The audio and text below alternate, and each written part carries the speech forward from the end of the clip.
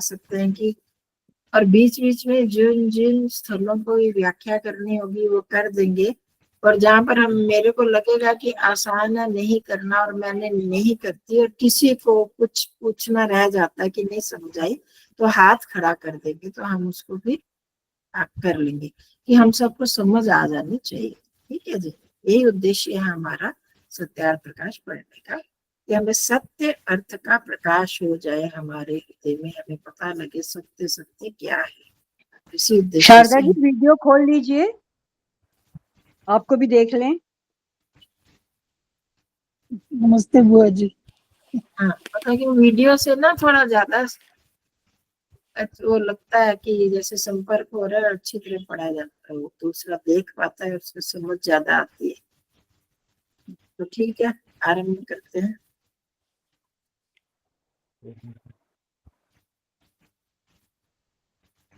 सबको सादर से प्रेम नमस्ते जी।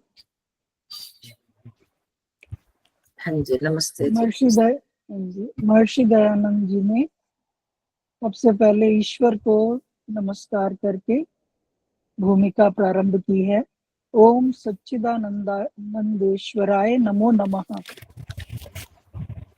ऋषि लिखते हैं, जिस समय मैंने यह ग्रंथ सत्यार्थ प्रकाश बनाया था, मेरी आवाज आ रही है ठीक? हाँ जी। जिस समय मैंने यह ग्रंथ सत्यार्थ प्रकाश बनाया था, उस समय और उससे पूर्व संस्कृत भाषण करने, पठन पाठन में संस्कृत ही बोलने और जन्मभूमि की भाषा गुजराती होने के कारण से मुझको इस भाषा का विशेष परिज्ञान न था। इससे भाषा अशुद्ध बन गई थी। अब भाषा बोलने और लिखने का अभ्यास हो गया है, इसलिए इस ग्रंथ को हाँ जी, एक मिनट। ये स्वामी दयानंद जी पहले जो संस्करण के बारे में लिख रहे हैं, पहला उन्होंने जब संस्करण बनाया था, तो अब दूसरा संस्करण की क्यों आवश्यकता पड़ी, दूसरा संस्करण लिखने की। आजकल जो सत्यार्थ प्रकाश मिल रहे हैं वो उनके दूसरे संस्करण के आधार पर ही छपते हैं। तो इसलिए यहाँ पर जो पहले उनकी भाषा, क्योंकि संस्कृत ही बोलते थे और गुजराती भाषी थे, और उस समय हिंदी भाषा में बहुत कम ही, मतलब शुद्ध हिंदी में कम पुस्तकें, लेखन कार्य बहुत कम होता था। तो तब ये स्वामी दयानंद जी ने ये लिखा, और इससे ऊपर मैं बताना चाहूंगी सच्चिदानंदेश्वराय नमो नमः, मतलब इसका मतलब सच्चिदानंद ईश्वर के लिए नमस्कार हो। वो सच्चिदानंद, आपको पता है हमने काफी बार किया, सच्चिदानंद रूप परमात्मा की उपासना की हमने, उसका ध्यान किया, आज भी इसको ही कर लेंगे। जो जो शब्द आएगा उसको हम देखते हैं करने का, और बहुत अच्छा, इसमें बहुत अच्छे भाव बनते हैं। हम सब जानते हैं सत रूप, चित रूप और आनंद रूप ईश्वर। सत मतलब सत्ता है, और सत्ता किस प्रकार की है वो हम उसके आप सबको पता है, और हम ध्यान के समय में करेंगे। और चित्त है, चेतन स्वरूप है ईश्वर, सब कुछ जानने वाला, संज्ञान युक्त, ज्ञान युक्त और आनंद स्वरूप, केवल मात्र ईश्वर में है और किसी में नहीं। संक्षेप में चलो जी, हाँ जी आगे। तो उस समय का वो वर्णन कर रहे हैं कि पहले भाषा अशुद्ध बनी थी, इसलिए अब दोबारा से उसको किया है, और कुछ चीज छूट भी गई थी पहले, जो उत्तरार्ध थे वो छपे नहीं थे किसी कारण से। हाँ जी, इसलिए इस ग्रंथ को भाषा व्याकरणानुसार शुद्ध करके दूसरी बार छपवाया है। कहीं कहीं शब्द वाक्य रचना का भेद हुआ है, सो करना उचित था, क्योंकि इसके भेद किए बिना भाषा की परिपाटी सुधरनी कठिन थी। परंतु अर्थ का भेद नहीं किया गया है, प्रत्युत विशेष तो लिखा गया है। हाँ, जो प्रथम छपने में कहीं कहीं भूल रही थी, वह निकाल शोध कर ठीक ठीक कर दी गई है। हाँ जी, आप ही समझा दीजिए संक्षेप इसका भाव। आप बताइए। इसमें कुछ ऐसा सिद्धांतिक तो नहीं है, बस वही वही पहले पहले वाक्य रचना। हाँ जी बोलिए। वही अशुद्धियों का संशोधन कर दिया है, पर अर्थ में कोई परिवर्तन नहीं किया। कुछ विशेष जरूर लिखा है हाँ, पहले कुछ से। विषय, हाँ पहले से जो कुछ विशेष था वो लिखा है। और जो पहले संस्करण में छपाई में कुछ अशुद्धियां हो गई थी, उनको भी दूर कर दिया गया। क्योंकि इंसान है, एक व्यक्ति अल्पज्य है। ऋषि दयानंद जी ने स्वयं सब जगह लिखा है कि आत्मा अल्पज्य होती है, तो पूर्णतः शुद्धि नहीं हो सकती, कहीं ना कहीं अशुद्धियां होती हैं। कई बार उनके कारण, मुद्रा प्रिंटिंग के कारण जो लिखवाते थे उन लोगों ने भी गलत कई चीजें लिखी, क्योंकि अपनी भाषा की जो कमी उन्होंने बताई है, इसलिए तो दूसरा संस्करण भी बनाया गया। यह ग्रंथ 14 समोल्लास अर्थात 14 विभागों में रचा गया है। इसमें 10 समोल्लास पूर्वार्ध और 4 उत्तरार्ध में बने हैं, परंतु अंत्य के 2 समोल्लास और पश्चात स्व सिद्धांत किसी कारण से प्रथम नहीं छप सके थे, अब वे भी छपवा दिए हैं। स्पष्ट, मतलब कि 10 पूर्वार्ध, 4 उत्तरार्ध, और समोल्लास है। समोल्लास का अर्थ क्यों, मतलब जैसे अध्याय होता है, समोल्लास का अर्थ बताओगे कोई?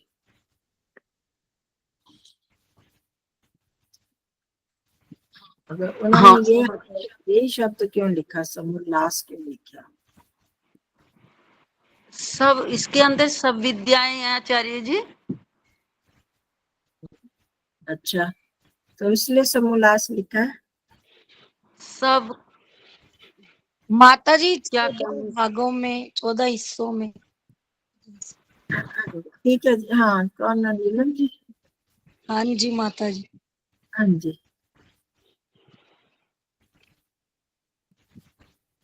हाँ, बताना चाहेंगे आप नीलम जी? हाँ जी, मैं कह रही थी कि जैसे इसमें लिखा है 14 समोल्लास, यानी कि 14 भागों में इसको लिखा गया है इसलिए। मैं ये पूछ रही थी, समोल्लास शब्द क्यों दिया महर्षि ने? अध्याय हाँ, दे अध्याय क्यों नहीं दिया, आपका पाद मतलब दे, ये अध्याय क्यों नहीं दिया? ऐसी समूलास बात तो सब। बोलो जी। मुनि अक्षिता जी, पहले अरे भी कहा, उल्लास से जब लिखा जिसने बोलना जिसने बोलना है हाथ खड़ा करेंगे, तो एक बंद करेगा अपना माइक, तब दूसरा खोलेगा, नहीं तो आवाज गूंजती है ना, स्पष्ट भी नहीं होती, समझ नहीं आती। तो हाँ, उन्होंने कहा, आप बोलो जी। हाँ, मुनि अक्षिता जी बोल रहे हैं, बता रहे हैं मुनि जी, अक्षिता जी। चलो जी, शारदा चौधरी जी।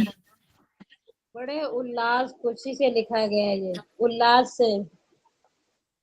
अच्छा, हाँ, थोड़ा थोड़ा आगे देखो, जो शब्द है सम उल्लास, है सम उल्लास, सम मतलब सम्यक रूप से, उल्लास, उल्लास क्या होता है? प्रसन्नता। आपने थोड़ा तो उल्लास शब्द पर पहुंचे कि उल्लास से लिखा गया है, कि इसको पढ़ने से, इसको पढ़कर जो ज्ञान प्राप्त होता है, उससे व्यक्ति उल्लसित हो जाता है। तो उसको एक महर्षि ने भी बीच में लिखा है कहीं पर, इसी सत्यार्थ प्रकाश में, कि ज्ञान का जो सुख होता है दूसरे सुख से 1000 गुना होता है। तो अब एक एक समोल्लास में जो जो ज्ञान की प्राप्ति होती है, उससे प्रसन्नता होती है ना। हम ईश्वर के एक गुण को जानना चाहेंगे, उसके नाम को, उसका हमें ज्ञान मिलेगा कि उसको ऐसा क्यों कहा जाता है। तो जो ज्ञान प्राप्त हो, उससे उल्लास, पाठक को जो है प्रसन्नता प्राप्त होती है, इसलिए इसका नाम समोल्लास रखा गया। वैसे और कोई अर्थ भी हो सकता है, हमें जो समझ में आया कि ऐसे लगता है कि समोल्लास मतलब जिसको पढ़ने से उल्लास प्राप्त हो, प्रसन्नता प्राप्त हो। ठीक है। हाँ जी, हाँ, बताना चाहेंगे हाँ जी, मुनि जी, अक्षिता जी? उत्साह, हाँ, उत्साह ही कहना चाह रही थी, उत्साह, उत्साह बढ़ता उत्साह, है। हाँ, हाँ जी, उत्साह का तो नहीं है इसमें। हाँ, चलो ठीक है, हो गया स्पष्ट। आगे मतलब इसमें दूसरा ये पता है कि पहले में बाद के 2 समोल्लास नहीं छपे थे, इसमें छपवा दिए गए। हाँ जी। प्रथम समोल्लास में ईश्वर के ओंकार आदि नामों की व्याख्या, द्वितीय समोल्लास में संतानों की शिक्षा, तृतीय समोल्लास में ब्रह्मचर्य, पठन पाठन व्यवस्था, सत्य असत्य ग्रंथों के नाम और पढ़ने पढ़ाने की रीति, चतुर्थ समोल्लास में विवाह और गृहाश्रम का व्यवहार, पंचम समोल्लास में वानप्रस्थ और संन्यासाश्रम की विधि, छठे समोल्लास में राजधर्म, सप्तम समोल्लास में वेदेश्वर विषय, अष्टम समोल्लास में ठीक है। अष्टम समोल्लास में जगत की उत्पत्ति स्थिति और प्रलय, नवम समोल्लास में विद्या अविद्या बंध और मोक्ष की व्याख्या, दसवें समोल्लास में आचार अनाचार और भक्ष्य अभक्ष्य विषय, एकादश समोल्लास में आर्यावर्तीय मत मतांतर का खंडन मंडन विषय, द्वादश समोल्लास में चारवाक बौद्ध और जैन मत का विषय, त्रयोदश समोल्लास में ईसाई मत का विषय, 14वें समोल्लास में मुसलमानों के मत का विषय और 14 समोल्लासों के अंत में आर्यों के सनातन वेद विहित मत की विशेषतः व्याख्या लिखी है, जिसको मैं भी यथावत मानता हूँ। तो ये 14 समोल्लासों में क्या क्या, उसको हम जो समोल्लास पढ़ेंगे वहां समझ लेंगे क्या क्या है। वैसे हमको संक्षेप में पता होना चाहिए, क्योंकि हमारा ये मुख्य ग्रंथ है कि अगर कोई पूछे कि क्या क्या है, कौन सा विषय किस समोल्लास में क्या, तो हमें पता होना चाहिए, इसका ज्ञान होना चाहिए। और बाद में स्व मंतव्य मंतव्य प्रकाश सुना होगा आप सबने, पढ़ा भी होगा। स्व मंतव्य अमंतव्य प्रकाश ये लिखा, वो जो इसको स्वामी जी ने लिखा कि अंत में आर्यों के सनातन वेद विहित मत की विशेषता व्याख्या, ताकि जो वेद के अनुसार जो जो शब्द की जैसे जैसे अर्थ होना चाहिए वेद के अनुसार उसकी व्याख्या की, मैं भी वैसा ही मानता हूँ, उन्होंने लिखा। जैसे आर्योदेश रत्नमाला है जो उससे मिलता जुलता है, मतलब वहां भी आर्योदेश रत्नमाला में एक एक शब्द का परिभाषा जैसे दिया, वैसे में स्व मंतव्य मंतव्य प्रकाश शायद 50 है, 50 शब्दों का उसकी व्याख्या उन्होंने की है, 50 से 51, हाँ जी। तो ये सारा इन्होंने अपने इसमें भूमिका एक परिचय दे रहे हैं। हाँ जी। अब आप सबने ये विषय देख लिए, तो हम आपस में सहमति करके कि क्या पूरा ही हमें पढ़ना शुरू में।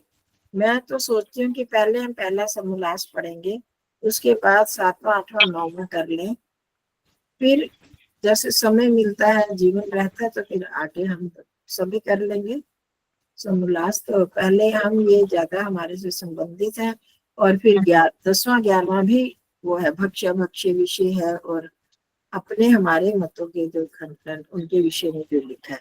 देखो महर्षि ने यहाँ पर खंडन शब्द ने लिखा है, एक जगह एकादश समोल्लास में सिर्फ लिखा है खंडन मंडन विषय, बाकी सब में जैन मत का विषय ईसाई मत का विषय, और हम लोगों ने उनको उसको खंडनात्मक बनाकर लिखा है।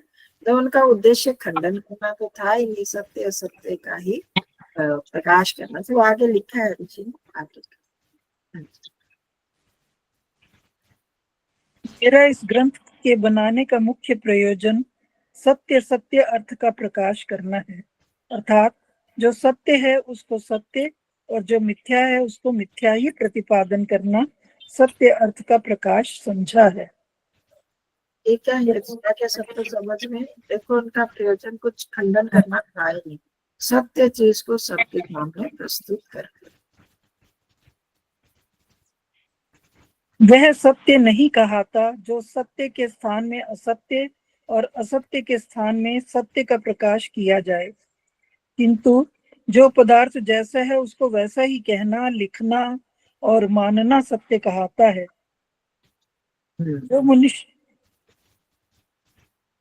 जो मनुष्य पक्षपाती होता है वह अपने असत्य को भी सत्य और दूसरे विरोधी मत वाले के सत्य को भी असत्य सिद्ध करने में प्रवृत्त होता है, इसलिए वह सत्य मत को प्राप्त नहीं हो सकता। इसीलिए विद्वान आप्तों का यही मुख्य काम है कि उपदेश व लेख द्वारा सब मनुष्यों के सामने सत्य असत्य का स्वरूप समर्पित कर दें।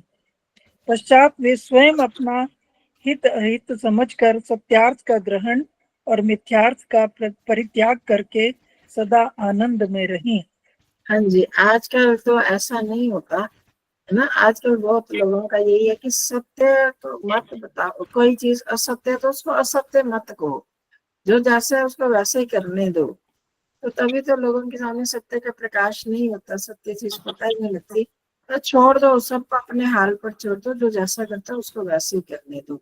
तो ऐसे उन्नति नहीं हो सकती, ना स्वयं की उन्नति हो सकती है, ना ही समाज की उन्नति हो सकती है। तो ऋषि के अंदर एक तड़प थी उनके बार बार कि सत्य को सत्य समझे, असत्य को असत्य। जब तक हम कहेंगे नहीं, हम सबको कहते हैं सत्य बोलना चाहिए, पर जब तक हमें पता ही नहीं होगा कि असत्य क्या है तो सत्य कैसे पता चलेगा।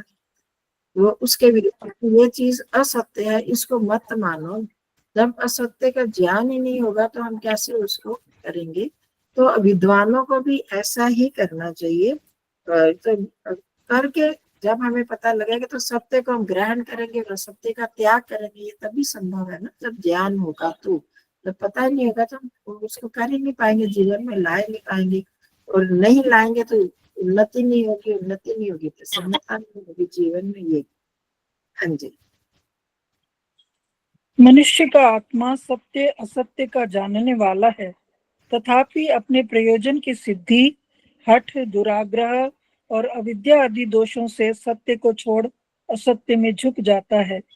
परंतु इस ग्रंथ में ऐसी बात नहीं रखी है और न किसी का मन दुखाना व किसी की हानि पर तात्पर्य है, किंतु जिससे मनुष्य जाति की उन्नति और उपकार हो, सत्य असत्य को मनुष्य लोग जानकर सत्य का ग्रहण और असत्य का परित्याग करें, क्योंकि सत्योपदेश के बिना अन्य कोई भी मनुष्य जाति की उन्नति का कारण नहीं है। देखो उनके अंदर इन शब्दों में, पूरे वाक्य में कितनी तड़प है, और कहीं पर भी किसी का मन दुखाने का मतलब ही नहीं है। वो भी सत्य सत्य बताना चाह रहे हैं, समाज की उन्नति करना चाह रहे हैं। बीच में जो एक वाक्य है बहुत ही महत्वपूर्ण है, मनुष्य का आत्मा सत्य असत्य का जानने वाला है, तथापि अपने प्रयोजन की सिद्धि। मतलब क्या है, हर मनुष्य की आत्मा, क्योंकि उसको हर मनुष्य को पता होता है सत्य क्या है असत्य क्या है। हम भी कोई आचरण करते हैं तो क्या सत्य है क्या असत्य है हम जानते हैं, परंतु अपनी बात को रखने के लिए, अपनी बात को पक्का करने के लिए हठ, दुराग्रह, अभिमान, इनके कारण है ना, अपने प्रयोजन की सिद्धि, मतलब एक स्वार्थ की सिद्धि हो, जो मेरा प्रयोजन है वो सिद्ध हो जाए। जैसे मूर्ति पूजा की बात हुई तो लोगों ने क्यों किया, उनके प्रयोजन की सिद्धि के लिए, कि पेट पालने वाली बात हो जाए, लोग करते हैं मूर्ति पूजा इत्यादि वो करते हैं, तो उससे लोगों का अपना निर्वाह होने लगा, जो मध्य काल में भ्रांतियां आई उसके कारण। फिर हठ, यही चीज जब एक बार कर लिया तो मेरे को कोई गलत नहीं कही, तब अपनी चीज को जिद करके कि नहीं यही ठीक है, उसी में हठ करते हैं। तो जो भी गलत करता है बात, तो उसमें ये कारण होते हैं। अंदर से तो हम जानते हैं सत्य क्या है असत्य क्या है, परंतु उसमें हठ करते हैं कि मेरा जो ईगो जिसको कहते हैं अहम, उसकी अहम की पूर्ति नहीं होगी। तो इसलिए जो मैंने कह दिया, और हम लोगों में भी बहुत, हमारे घरों में भी ऐसे व्यक्ति हैं, हम स्वयं भी कई बार करते हैं, जो हमने कह दिया चाहे हमको लगे कि मेरे से गलत हुआ है, पर हम उसको लोगों के सामने नहीं स्वीकार करना चाहेंगे कि मैंने गलत किया।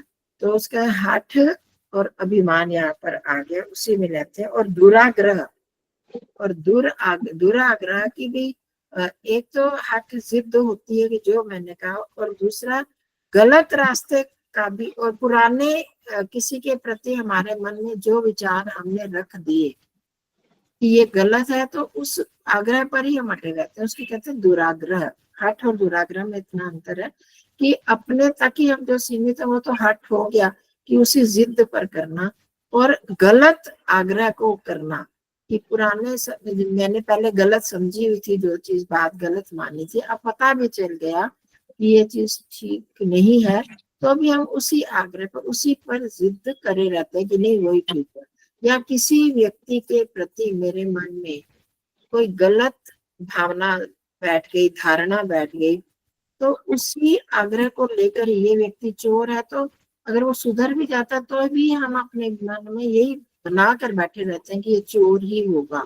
वही वो बदल भी गया है अगर हमें पता लगता है तो भी हम उस पर विश्वास नहीं कर पाते, उस दुराग्रह को लेकर बैठे रहते हैं।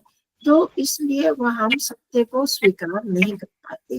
और ये मतलब कुछ कारण है कि सत्य असत्य को जानते हुए भी हम सत्य को क्यों नहीं अपना पा रहे। और एक और जो सबसे बड़ी बात बताई, अविद्या आदि दोष। अविद्या सबसे भारी जो दोष है, बहुत लोगों को पता है, वो समझ ही नहीं पा रहे ईश्वर का स्वरूप क्या है, जिसको गलत स्वरूप को मान लिया। आप लोगों ने बहुत बार सुना है कि भावना, जिसकी जैसी भावना वैसा ही, जिसकी रही भावना जैसी प्रभु मूर्त तैसी, ऐसी वो कहते हैं ना, ये मतलब जैसी भावना हमने कर ली वैसे ही प्रभु की मूर्ति हो जाती है। भावना का मतलब ये था कि ईश्वर के संबंध बहुत सारे हैं, मित्र, माता पिता, गुरु, भ्राता, जैसे भी तुम्हें माता में भी आता है। तो ईश्वर के बहुत सारे हमारे संबंध हैं। तो हम जिस स्वरूप में उसको स्वीकार कर लेते हैं, जैसी हम भावना बना लेते हैं, वैसा ही हम उसे स्वीकार कर सकते हैं, उसके साथ संबंध जोड़ सकते हैं। पर यहाँ पर असत्य में उसकी भावना कर दी गई कि ये जो मिट्टी, अगर श्री दयानंद जी ने भी शायद कहीं पर उदाहरण दिया, अगर मिट्टी है कहीं पर, तो मिट्टी में हम चीनी की, शक्कर की भावना करते हैं, क्या वो सत्य हो सकती है? मिट्टी खा ले कि नहीं ये तो वो है, शक्कर है, तो शक्कर में किसी का, शक्कर का स्वाद आएगा क्या मिट्टी में? मिट्टी को हम सोना समझ लें, तो भावना जैसे होती है वैसे ही तो नहीं हो सकता। सत्य में सत्य की भावना करेंगे तब वो उस भावना के अनुसार हमें वो चीज स्पष्ट होगी, प्रकट होगी, वैसा हम उसके साथ फिर व्यवहार कर सकते हैं। जैसा कि अभी उदाहरण दिया कि अगर ईश्वर को माता के रूप में मानते हैं, वैसे भावना बना लेते हैं, तो हमें माता के रूप में स्वीकार होते हैं, क्योंकि वो गुण ईश्वर में है। वो पिता है, पिता के गुण ईश्वर में है, वैसी भावना हम करते हैं तो वो हमें पिता के रूप में ही स्वीकृत हो जाता है। मित्र के रूप में करते हैं तो उसमें मित्र वाले गुण हैं, सत्यता है, तो वो भावना से हम उसको मित्र बना सकते हैं। तो ये भावना वाली बात है।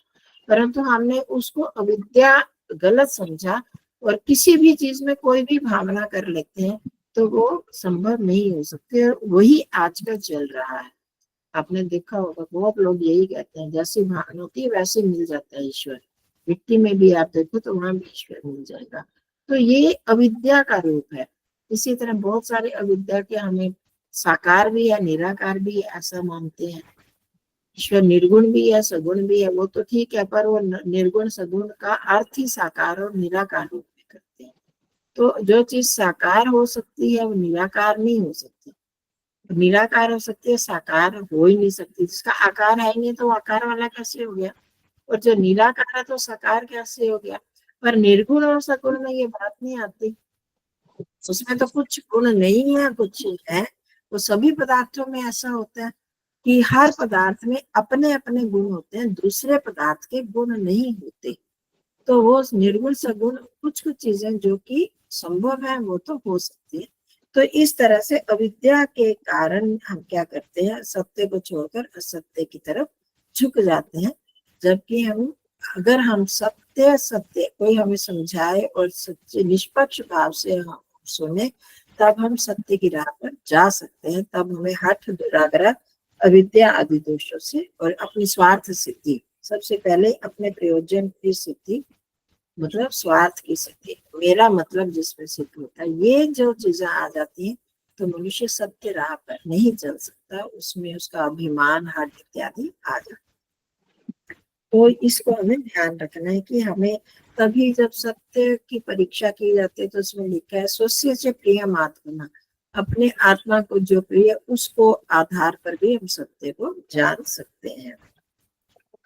तो बस यही पर है कि बाकी ठीक है, जिससे मनुष्य जाति की उन्नति और उपकार हो सकते हैं, सत्य को मनुष्य लोग जानकर सत्य का इसी से उन्नति होगी। सत्य का ग्रहण करें और असत्य का त्याग करें। ये हमें अपने जीवन में भी करना है। ऋषि ने आर्य समाज के नियमों में भी लिखा, सत्य को ग्रहण करना और असत्य का त्याग करना मानव जीवन को, मनुष्य को प्रत्येक कार्य का परम धर्म है। इसको करना जीवन में धारण करने के लिए सदैव तत्पर रहना चाहिए। सत्य को ग्रहण करने और असत्य को छोड़ने के लिए सदैव तत्पर रहना चाहिए। हमें भी अपने जीवन में यही करना चाहिए कि हमारे आचरण में कोई असत्य आ जाता है, हमने किसी से गलत बात कह दी और बाद में हट करते नहीं जी मैंने तो कुछ गलत नहीं की, तो वो असत्य ही होगा। हो गई मेरे से गलती, हाँ हो गया, तो हम उसको भी स्वीकार करें सत्य रूप में। और जो जो हमारी अज्ञानता वश असत्य या सत्य है, उसमें भी असत्य को त्याग कर सकते हैं, व्यवहार करना चाहिए। ठीक है,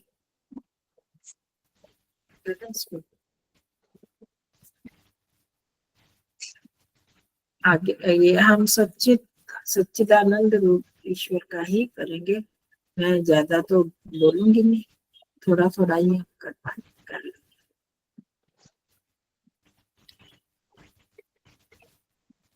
ये पहले भी हमने किया हुआ है, एक तो नए लोग जरूर हैं।